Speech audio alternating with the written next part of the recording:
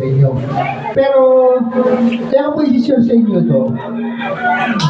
Baka sakali po, makatagpo kayo ng tao na ang kanila pong basihan sa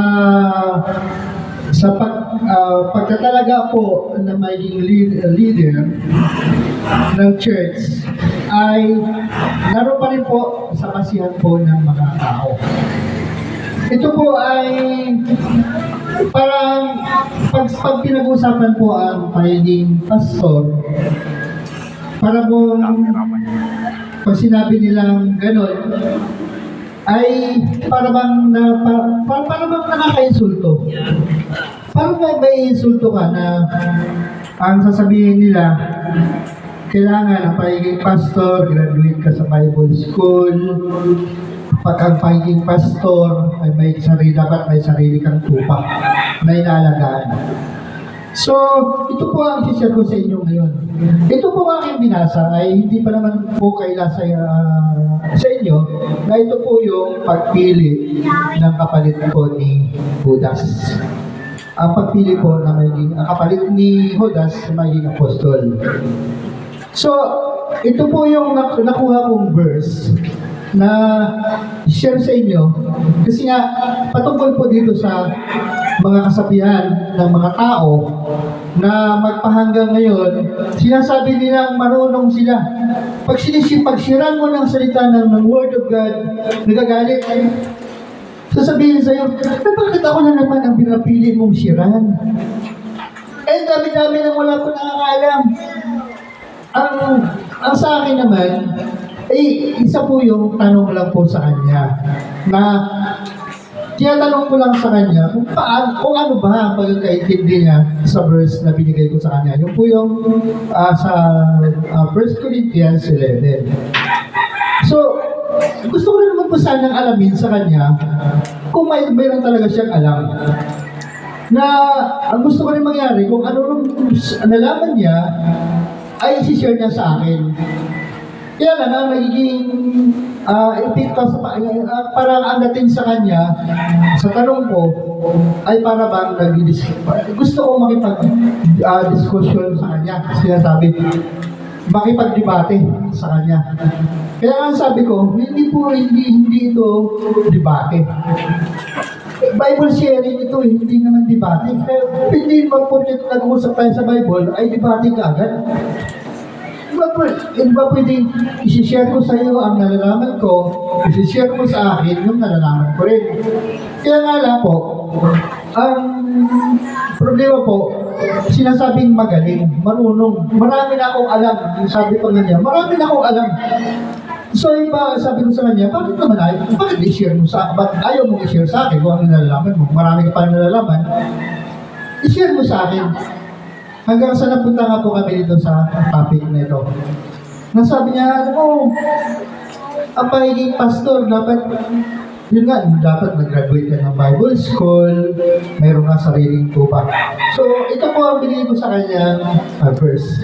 Tinanong ko po muna siya, sabi ko, sa mga apostles, sa lahat po ng apostles ni Jesus Christ, sino ba ang kilala mong nakagraduate ng Bible school?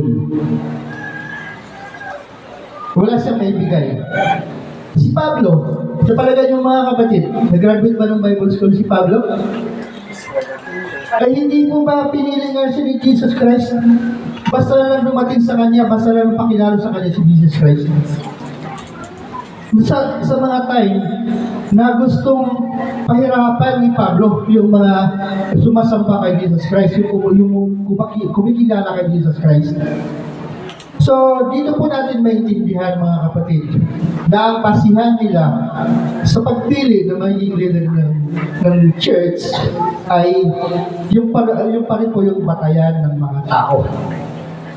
Kasi kung ating intindihin, ang nangangaral sa kanila, hindi ko po malalaman kung yung tinatanong siya, sabi niya ba ay narinig niya lang o alam niya. Kasi kung sa pasensya na mo mga kapatid, kasi sa church na pinanggalingan namin, alam naman, meron pong mga may pastor doon na hindi naman nag-graduate ng Bible school. Isip-isip ko, pero hindi niya ba, paano to, hindi niya ba kinikilala? O hindi niya ba, parang hindi niya tinatanggap na ang pangangaral ng mga pastor na yon ay totoo. Kasi bakit niya sabi? Tatlo sa church na yon, tatlo ang naging pastor na hindi dumaan ng Bible school. Tatlo silang pastor sa isang church. So, kaya nga tayo, sa akin naman mga kapatid, kaya nga po tayo nag-exhort, mayroong exhortation, bilang isa po ito sa paraan na tayo po ay nakapag-share ng Word of God. Kasi nga, kung atin kung ang batayan natin ay batayan din nila, wala po mangyayari. O kung kulang lang po na itanong ko sana sa kanya, halimbawa ikaw, pinili ka maging pastor. So, ibig sabihin, hindi mo natanggapin kasi hindi ka nag-graduate ng Bible school. Pero hindi ko na po pinahaba kasi alam ko nagagalit na. Kaya ito lang po, sinisend ko lang po sa inyo, itong verse na to, na ang pagpili po ng leader ng church ay hindi po sa pamantayan ng po ng tao. Ang pamantayan po ng pagpili ng church ay ang sabi nga dito, ang sabi sa, basahin ko po ulit, sabi nyo, ang mula dito, kaya dapat pumili ng isang makakasama namin bilang saksi sa muling pagkabuhay ni Jesus. Kailangan siya isa sa mga kasama namin sa buong panahon kasama kami ng Panginoong Jesus. Mula ng bautismuhan ni Juan sa Jesus hanggang siya ay akyat sa langit. So, kaya nga po mga kapatid, sa atin naman, kung ang katuruan sa kanila, wala na po tayo doon. Pero gusto ko lang po i-share sa inyo ang verse nito na kung sakasakali magkaroon kayo makatagpo kayo ng mga mananampalataya na ganito, mayroon na po kayo may bibigay na verse o patunay na ang pagpili po ng leader ng church ay hindi po sa paraan ng tao. Sa paraan po ng Diyos. Kagaya ni Pablo. Kung si Pablo ay pinili ng Diyos, na kung halimbawa tinignan din ng Diyos, kung si Pablo ay kung titingnan ng Diyos ang pagkatao ni Pablo, mas kung sa salita, si Pablo mas maraming nagawang pagkakamali sa Diyos kaysa sa atin. Pero ikaw pa naman, gusto mong isipin mo na pabagsakin mo po yung mga mananampalataya, yung mananampalataya ni Kristo. Hindi po ba napakalaking pagkakamali yun? Kaya, tayo ngayon mga kapatid, salamat sa ating Panginoon na hindi nga po, palagi ko pong sinasabi na tayo ay hindi po hinayaan ng Diyos.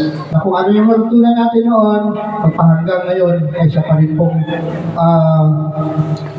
natutunan natin. Bagkos tayo po ay, kung sa ano mga kapatid, tayo po ay sa baptism, tayo ay inilulubog, ibinababad sa salita ng Diyos. Kaya, tayo ngayon, ito, para bang ang kaisipan ng tao ay, sabi nga, ang kaisipan ng Diyos ay hindi kaisipan ng tao.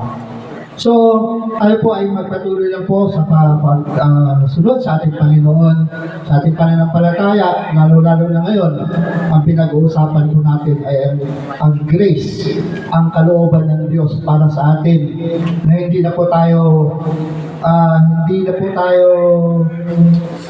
binilang kaaway, tayo po ay kanyang binilang ng kaibigan.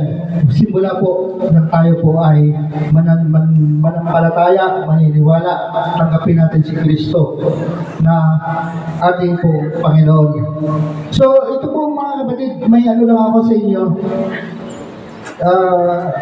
Next lang po to. Patungkol po ito sa aking kaklase na mula umaga, tanghali, gabi, pag tumatawag sa akin, lasing. So, medyo nag-usap kami tungkol sa Bible, sinisiran ko siya, sabi ko, ang hindi mo ba alam na ang ating katawan ay templo ng Diyos? Kung sinisira mo ito, paano papasok sa iyo? Paano lalapit sa iyo yung Espiritu ng Diyos? At sabi niya doon, sa totoo lang, namatay na yung Diyos eh. Namatay na siya. Sabi ko, oo nga, namatay siya para tubusin tayo sa ating mga kasalanan. Kaya saan siya ngayon? Wala na, sabi niya, wala na yan. Nakaraan na yan, wala na. Iba na ngayon. Sabi ko, bakit? Ano ba pinagkaiba noon at ano ba pinagkaiba ngayon? Ang pinagkaiba noon, kasi ang mga tao, kung tutusin,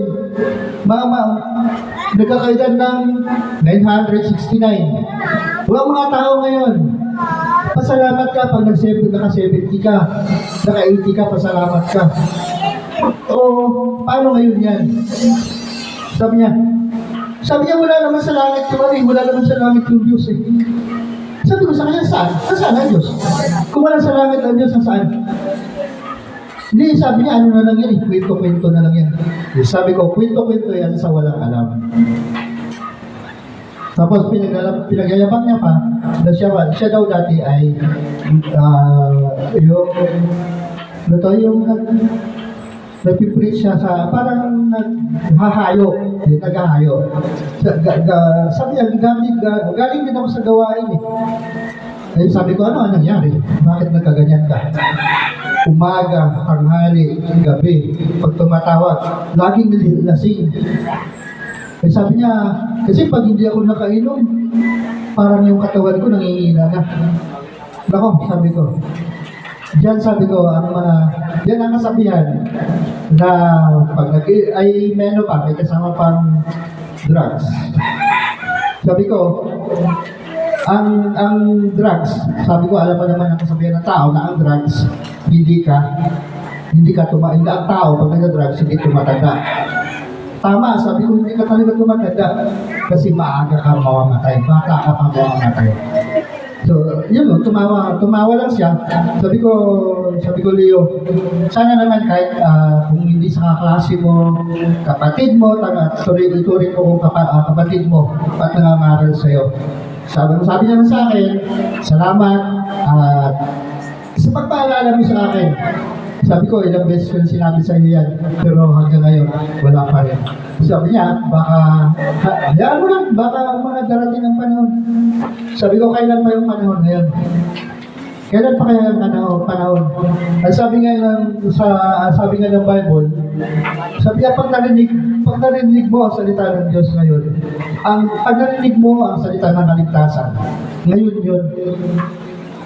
Paano kung dumating yung panahon na hindi ka na makatayo? Mahina ka na. Paano? Ano ang panahon na hinihintay mo? Saka ka tatawag sa Diyos?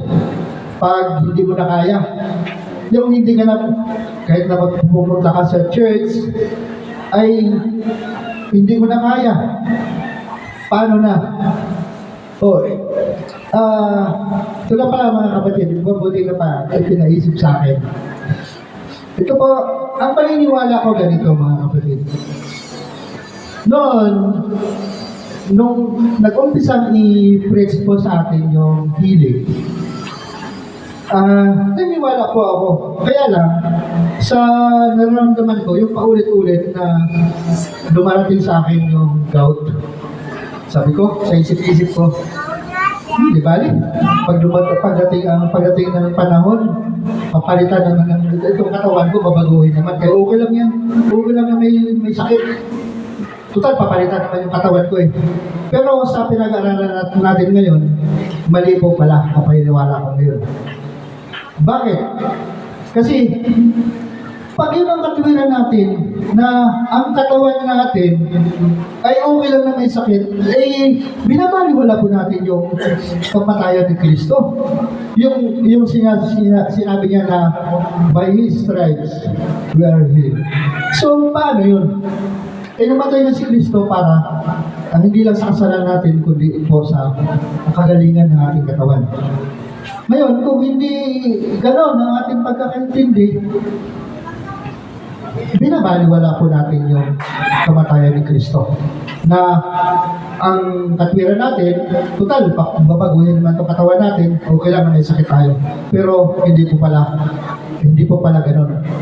Ang totoo, sa kamatayan ni Kristo, tayo po ay pinagaling niya sa ating mga kasalanan. Sickness, sa ating mga sakit.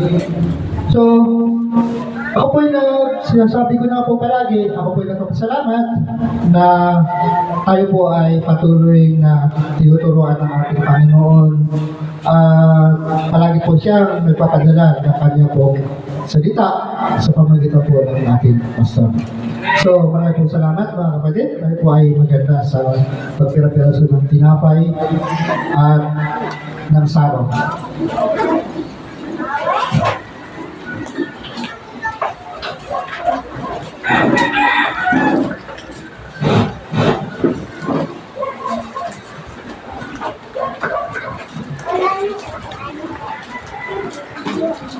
Kami na pong balikan muli ang 1 Corinthians 11 verse 23 hanggang 25. Sapagkat ito ang turo na tinanggap ko mula sa Panginoon at ibinigay ko naman sa inyo, noong gabi siya ay pagkanulo, ang Panginoong Yesus ay lumampot ng tinapay, nagpasalamat at pinagpirpera sa iyo. At sinabi, ito ang aking katawan, tinanggap para sa inyo. Gawin ninyo ito bilang pag-alaanan sa akin. Matapos maghapunan, lumampot siya ng kupa at sinabi, ang kupang ito ang bagong tipan na pinagtitibay ng aming dugo. Tuwing iinumin ninyo ito, gawin ninyo bilang pag-alaanan sa akin. Amen. Amen po mga kapatid. Ang sabi po ng ating Panginoon, alalahanin ninyo, sa tuwing kakain kayo ng tinapay, alalahanin natin ang kanya po kamatayan. Ganoon po ng saro. Ganoon po mga kapatid, tayo po muna ay tumayo lahat. Ganoon din po ang saro. Pinapahayag po ng ating Panginoon. Ang sabi, pag-iinom kayo nito, alalahanin ninyo ang kanyang ginawa sa cross. Ano po ba ang mga ginawa ng ating Panginoon sa cross? Tinubos niya tayo, siya namatay, tinubos tayo sa ating mga kasalanan, tinagaling sa ating mga sakit. Kaya nga po, ang verse 27 ng 1 Corinthians ay hindi po tumutukoy sa ating mga kasalanan. Tumutukoy po ito sa kung paano mo iinumin, kung paano mo gaganapin ang pagkikain ng tinapay at pag-inom ng saro. Ang inaalala po natin ay ang ginawa ng ating Panginoon sa cross. Walang iba, kundi po ang pagpatawad ng ating mga kasalanan. Tayo po ay manalangin. Lord, narito pong muli ang iyong pong katawan, ang iyong pong dugo na ibinigay mo po sa amin na kayo po ay ipako sa cross, mamatay dahil po sa ating aming mga kasalanan. Kaya Lord, narito muli, kami po ay kakain ng tinapay, inom ng saro, hindi po ang pag-aalala namin ay hindi po sa aming mga kapatungkol po sa aming mga kasalanan, bagkos sa iyo pong ginawa sa cross na walang iba. Hindi kami po ay yung tinupos sa aming mga kasalanan. Kaya Lord, narito ang tinapay at ang saro sa pangalan ni Jesus. Tagapin po natin ito.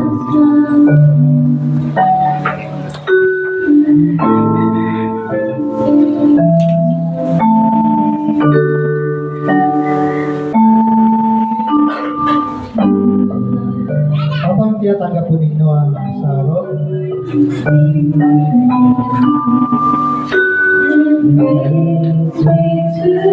Basahin ko na po ang sinasabi kong verse 27 hanggang 28. Kaya sino mo kumakain ng tinapay at uminom sa kopa ng Panginoon sa parang di nararapat ay nagkakasala sa katawan at dugo ng Panginoon. Kaya dapat sila sa atin ng tao ang kanyang sarili bago siya kumain ng tinapay at uminom. Ito po, marami po nanawakan sa verse na ito na ang pagkakaintindi po nila hindi po dapat ang uminom ng saro o kumain ng tinapay ang taong nagkakasala. Sapagkat sabi nga, kumakain siya at uminom ng hatol sa kanyang sarili. Subalit, sa ating pag-aaral, sa pag-aaral natin po, nagmula sa ating Panginoon, hindi na po ito kagaya ng dati. Pagkos ito po ay bago na ang hindi ating pong inaalala ang kanya pong ginawa sa cross. Ang nakasakit siya po ay nadakpin, pahirapan, kurunahan ng tinig. Sibatin sa tagiliran. Siya po ay kanya pong tinanggap dahil po sa atin. Sa pagmamahal niya po sa ating lahat. Sa lahat po na iniwala sa kanya. Kaya narito ang tinapay. Taas po natin ito. At sabay-sabay po natin kainin. In Jesus' name.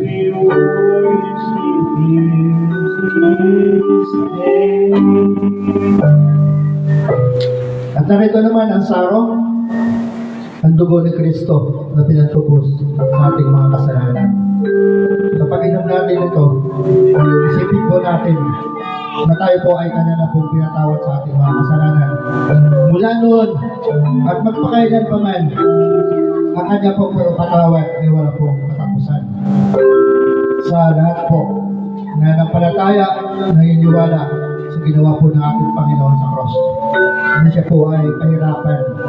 Itaas po natin ang saro. Ito po ang dugo ni Kristo na pinagbayad po sa ating mga kasalanan. Sa lahat-lahat ng ating po mga kasalanan, past, present, or future. Kaya tayo ngayon ay malaya na makainom ng saro ng dugo ni Kristo dahil po sa kanya po ginawa sa cross na tayo po ay kanya po pinatawad sa ating mga kasalanan. Ang pangalan ni Jesus, sabay-sabay po natin inamay ng saro.